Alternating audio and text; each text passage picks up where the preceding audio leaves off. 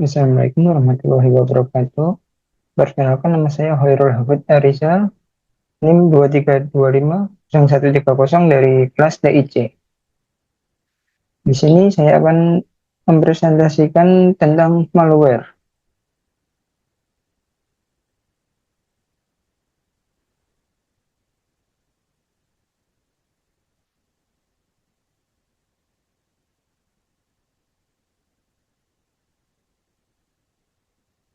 Jadi apa itu malware? Malware adalah perangkat lunak berbahaya yang dirancang untuk merusak, mengeksploitasi atau mencuri data dari sistem komputer. Ada cukup banyak jenis malware namun di sini saya akan membahas 5 contoh dari malware tersebut. Yang pertama adalah virus. Virus adalah program berbahaya yang menempel pada file atau program yang sah dan memerlukan aktivasi dari pengguna seperti membuka file, menjalankan program untuk mulai bekerja.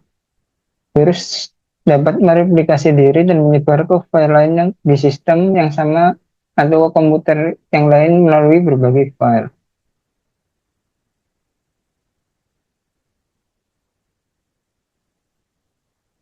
Jadi cara kerja virus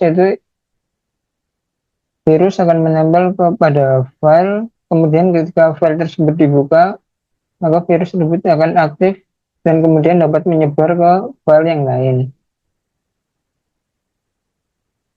Virus dapat menyebar melalui email, media penyimpanan seperti USB drive atau hard disk, dan juga melalui file yang didownload secara online.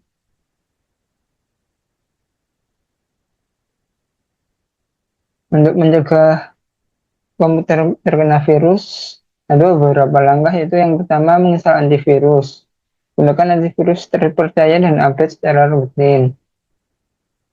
Scan USB atau penyimpanan eksternal sebelum digunakan. Jangan buka email dari pengirim yang tidak dikenal dan pastikan OS dan software selalu terupdate. Dan jika sudah terinfeksi virus, yang pertama yaitu isolasi file. Putuskan sistem dari jaringan dan internet. Kemudian jalankan full scan sistem dengan antivirus.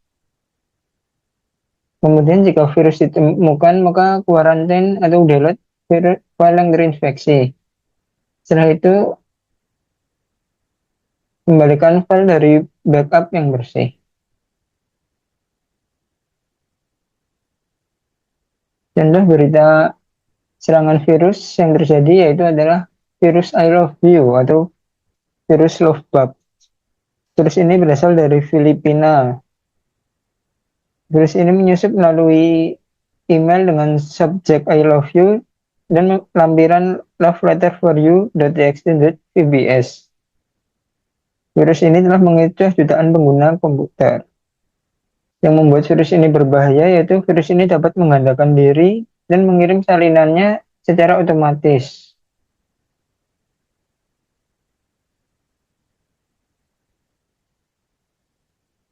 Kemudian malware yang kedua adalah worm. Worm adalah malware yang dapat berdiri sendiri dan mereplikasi diri secara otomatis melalui jaringan tanpa memerlukan file host atau interaksi pengguna. Worm mengeksploitasi celah keamanan sistem untuk menyebar dengan sangat cepat ke komputer lain dalam jaringan. Cara kerja worm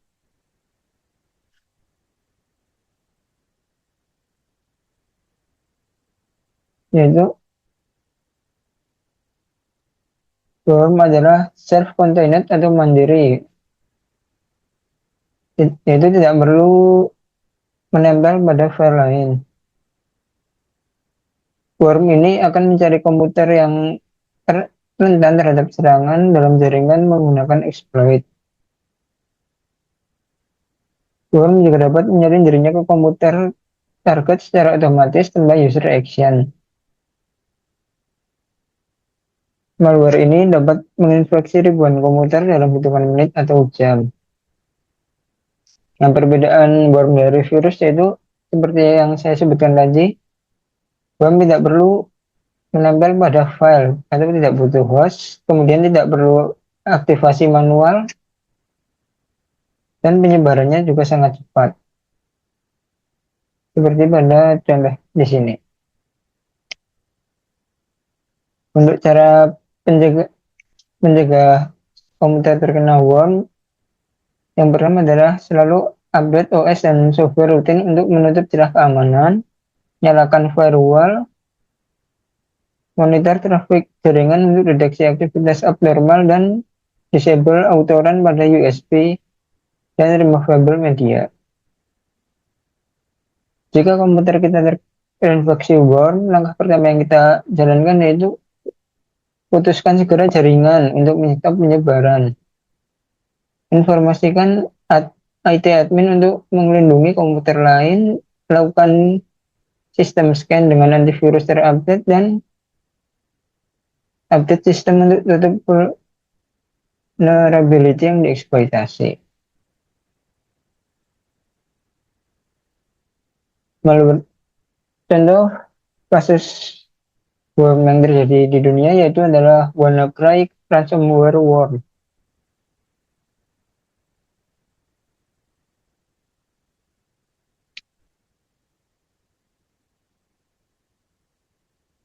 Worm ini merupakan salah satu kasus yang menimbulkan kerugian hingga miliaran dolar.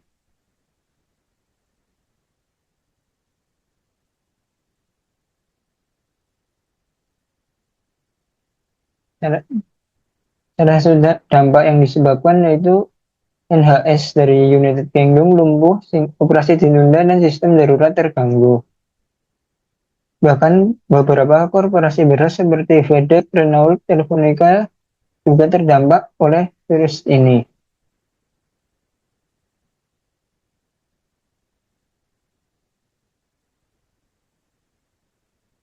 Yang selanjutnya yaitu adalah Trojan.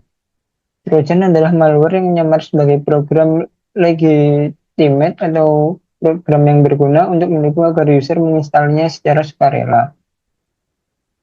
Cara kerjanya, Trojan ini menyamar sebagai software yang berguna. Kemudian user menginstal program tersebut tanpa curiga. Setelah itu, Trojan akan membuka backdoor untuk akses tidak sah ke dalam sistem. Data dalam sistem dapat dicuri atau bahkan memberikan kontrol penuh kepada sistem attacker. Jenis-jenis Trojan yaitu backdoor Trojan, yaitu Trojan yang membuka akses remote ke sistem, spyware Trojan atau Trojan untuk memata-matai aktivitas user, banking Trojan, dan Trojan yang mencuri kredensial banking, dan downloader Trojan. Itu Trojan yang mengunduh malware tambahan. Seperti ilustrasinya itu di, di dari tampilannya, aplikasinya berupa game gratis atau update penting sistem, bonus software, yang ternyata itu adalah backdoor access, yang ternyata itu semua adalah Trojan. Ya, seperti ini alurnya seperti yang saya sebutkan tadi, bisa dilihat. Trojan butuh aktivasi atau dengan cara penginstalan aplikasi yang berisi Trojan tersebut. Metode penyebaran Trojan dapat menggunakan email, download dari website, USB, dan ini yang paling sering adalah cracked software atau software crack-crackan. Ya, untuk para siswa-siswa yang suka dengan game gratis yang full crack ini, harus lebih hati-hati. Cara pencegahan penyebaran Trojan itu download dari sumber terpercaya, gunakan antivirus dan anti malware, nah, hindari pirate software atau software bajakan.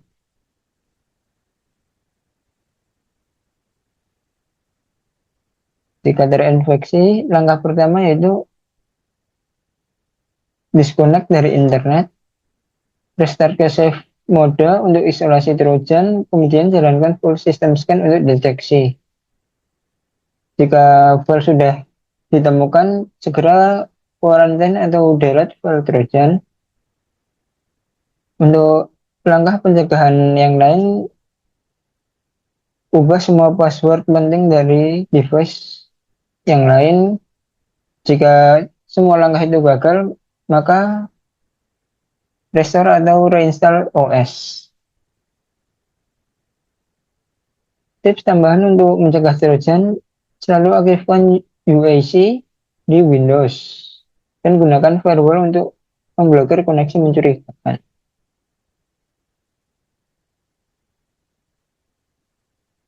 Contoh dari serangan Trojan yaitu adalah kasus Emotet di tahun 2014 sampai 2021. Trojan ini berawal dari Trojan banking yang berkembang menjadi botnet distributor malware paling berbahaya. Trojan ini menginfeksi jutaan komputer dan menyebabkan kerugian rata-rata hingga $1 juta per insiden.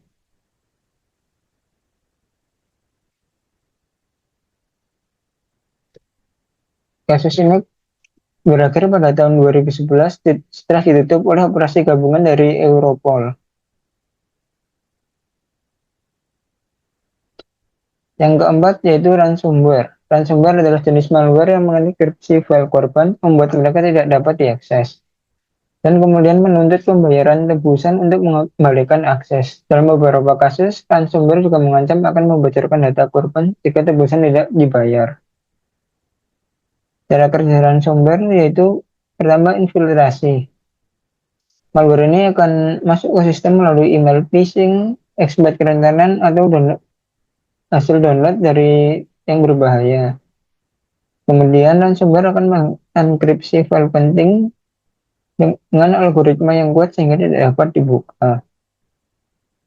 Setelah itu, ransomware akan menampilkan pesan di layar yang menjelaskan bahwa file telah dikunci dan juga cara untuk membayar tebusan.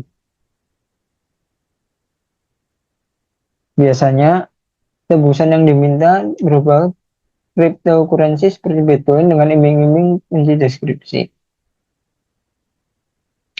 Sebenarnya prosesnya, jadi data kita setelah dimasuk oleh ransomware kemudian akan dienkripsi dan data tersebut akan terkunci. Setelah itu pelaku penyerangan ransomware akan meminta tebusan kepada kita dengan iming-iming dokumen akan di-unlock.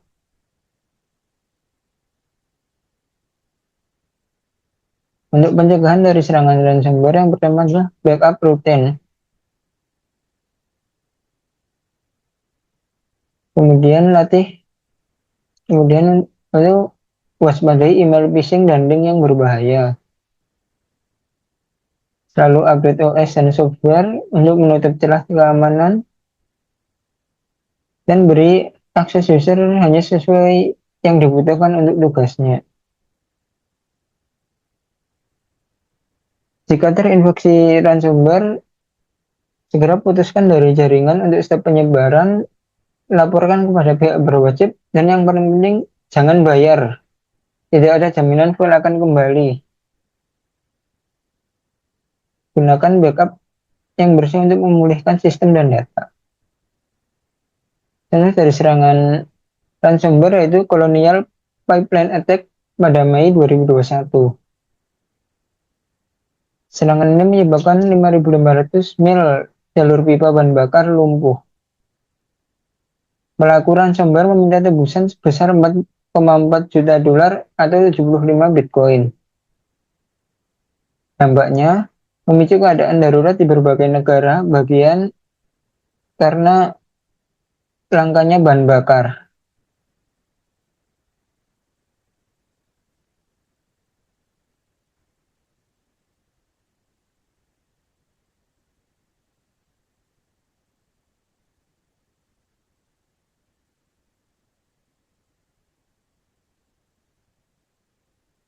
Yang terakhir yaitu spyware.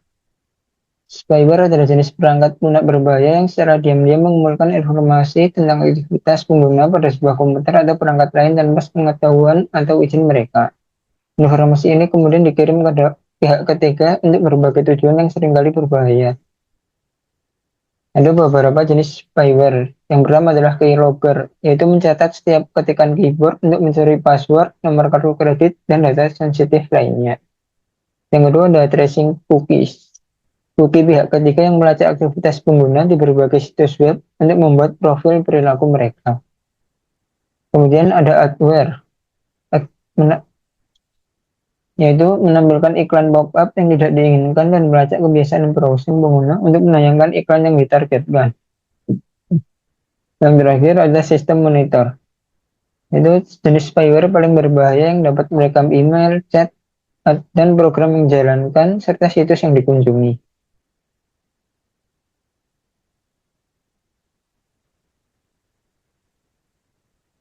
Proses pencurian data oleh spyware, yaitu yang pertama menginspeksi, membandering software dan melalui bundling software dan link berbahaya.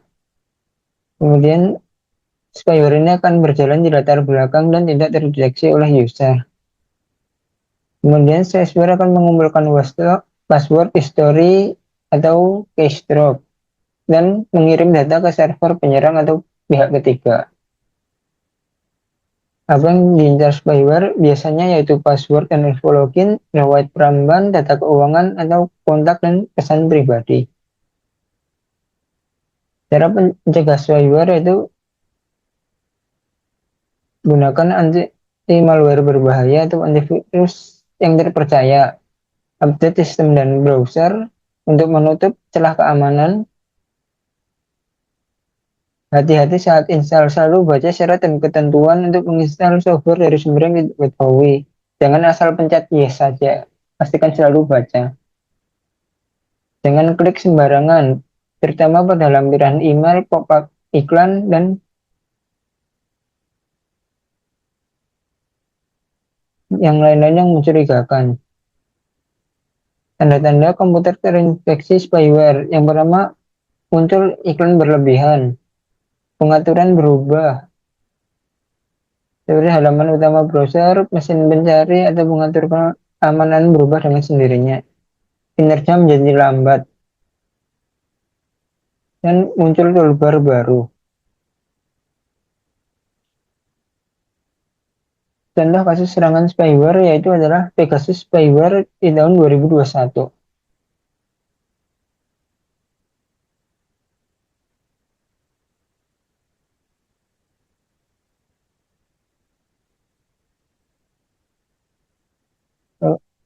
Spyware ini adalah menggunakan eksploitasi zero click yang tidak memerlukan interaksi pengguna. Spyware ini memberikan akses penuh pada penyerang ke perangkat yang terinfeksi, misalnya ke kamera, mikrofon, pesan, email, lokasi GPS, dan file. Spyware ini dikembangkan oleh NSO Group asal Israel dan dijual kepada pemerintah untuk memerangi kejahatan dan terorisme, namun disalahgunakan. Dampaknya, spyware ini menargetkan jurnalis, aktivis HAM, dan pejabat pemerintah dan pengacara di seluruh dunia untuk pengawasan ilegal. Spyware ini memicu skandal global tentang menggunakan teknologi spyware untuk represi politik dan mata-mata korporat.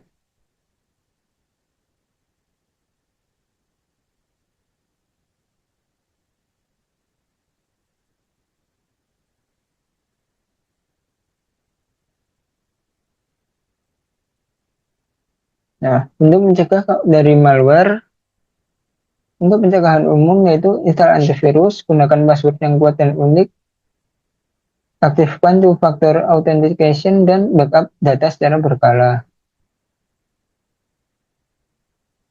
Hindari perilaku beresiko seperti jangan klik link atau attachment yang mencurigakan, jangan download software dari sumber tidak resmi, jangan gunakan USB atau storage yang tidak dikenal atau yang Anda temukan di jalan misalnya, jangan abaikan warning keamanan.